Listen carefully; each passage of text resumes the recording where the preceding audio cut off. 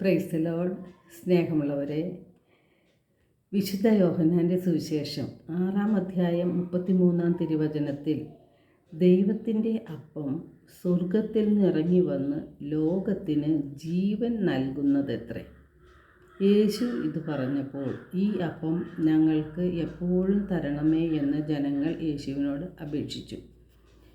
41-ാം തിരുവചനത്തിൽ നാം കാണുന്നത് യേശു വ്യക്തമായി പറയുന്നുണ്ട്, സ്വർഗത്തിൽ നിന്ന് ഇറങ്ങി വന്ന അപ്പം ഞാനാണ്. ഇത് കേട്ട് യേശുവിൻ്റെ ശിഷ്യന്മാരിൽ പലരും പറഞ്ഞു, ഈ വചനം കഠിനമാണ്, ഇത് ഗ്രഹിക്കാൻ ആർക്ക് കഴിയും? അവർ യേശുവിൽ ഇടറി എന്ന് തിരുവചനം സാക്ഷ്യപ്പെടുത്തുന്നുണ്ട്. അവർ യേശുവിനെ വിട്ടുപോവുകയും ചെയ്തു. അപ്പോൾ യേശു 12 ശിഷ്യന്മാരോടുമായിട്ട് ചോദിക്കുന്നുണ്ട്, നിങ്ങളും പോകാൻ ആഗ്രഹിക്കുന്നുവോ എന്ന്. അപ്പോൾ പത്രോസ് പറഞ്ഞത്, നിത്യജീവൻ്റെ വചനങ്ങൾ നിൻ്റെ പക്കലുണ്ട്. അപ്പോൾ വിശുദ്ധ കുർബാനയുടെ മഹനീയത മനസ്സിലാക്കാത്തവരാണ് വിശുദ്ധ കുർബാനയെ അവഗണിക്കുന്നത്. ഞായറാഴ്ചകളിൽ പോലും ദേവാലയത്തിൽ പോകുവാൻ കുറേയധികം യുവജനങ്ങൾ മടിക്കുന്നു എന്നതാണ് സത്യാവസ്ഥ. യേശു പറയുന്നത് ഗ്രഹിക്കാൻ കഴിയാതിരുന്നവരാണ് യേശുവിനെ വിട്ടുപോയത്. ഇന്നും യേശുവിനെ വിട്ടുപോകുന്ന ധാരാളം വ്യക്തികളുണ്ട്. യേശുവിൽ വിശ്വസിക്കാത്തവർക്കായി ധാരാളം പേർ ഇന്ന് നമ്മുടെ സമൂഹത്തിലുണ്ട്. യേശുവിൻ്റെ ശരീരം എങ്ങനെ അപ്പമാകുന്നു? മനുഷ്യർ നിർമ്മിക്കുന്ന അപ്പം എങ്ങനെ യേശുവിൻ്റെ ശരീരമാകുന്നു? യേശുവിൻ്റെ ശരീരം എങ്ങനെ ഭക്ഷിക്കാൻ കഴിയുന്നു? ഇങ്ങനെയുള്ള ചിന്തകൾ കൊണ്ട് നടക്കുന്ന ധാരാളം വ്യക്തികളുണ്ട്. ഈ ചിന്തകൾ സാത്താൻ്റേതാണ്. അവൻ്റെ കെണിയിൽപ്പെട്ടു പോകുമ്പോൾ നാം വിശുദ്ധ കുർബാനയിൽ നിന്ന് അകന്നു പോവുകയാണ് ചെയ്യുന്നത്. വിശുദ്ധ കുർബാനയിലുള്ള അവിശ്വാസം സൃഷ്ടിക്കുകയാണ് സാത്താൻ്റെ ലക്ഷ്യം. ദൈവപുത്രനായ യേശുവിനെ തൻ്റെ ശരീരത്തെ അപ്പമാക്കി മാറ്റുവാനുള്ള കഴിവുണ്ട്. വാഴ്ത്തിയ ഓസ്തിയിലേക്ക് യേശുവിന് കടന്നു വരുവാനുള്ള കഴിവുണ്ട്. അപ്പോൾ പിതാവായ ദൈവത്തിൻ്റെ എല്ലാ ശക്തിയും പുത്രനായ യേശുവിൽ ഉണ്ട്.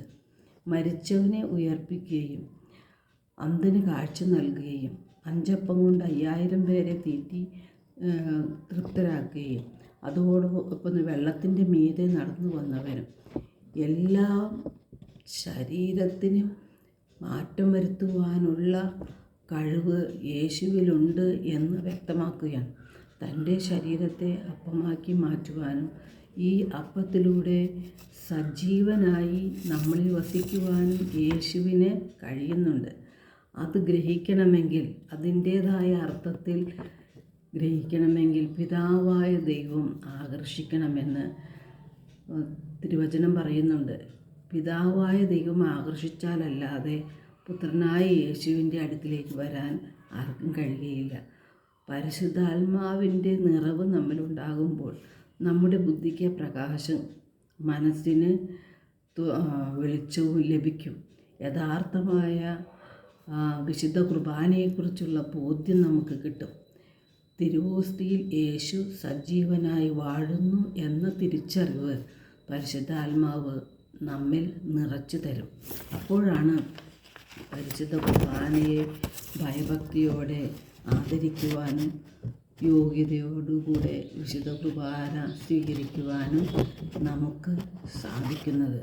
വിശുദ്ധ കുർബാനയുടെ മഹനീയമായ ശക്തി, യോഗ്യത അത് നമുക്ക് വർണ്ണിക്കാൻ സാധിക്കുകയില്ല. കാരണം തിരുവോസ്തിയിൽ സജീവനായി ഈശോനാഥൻ വാഴുന്നു.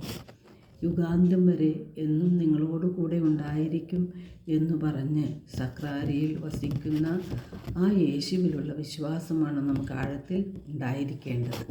എല്ലാവർക്കും ഒരു നല്ല ദിനം ആശംസിക്കുന്നു. ദൈവം നമ്മെ ഓരോരുത്തരെയും സമൃദ്ധമായി അനുഗ്രഹിക്കട്ടെ.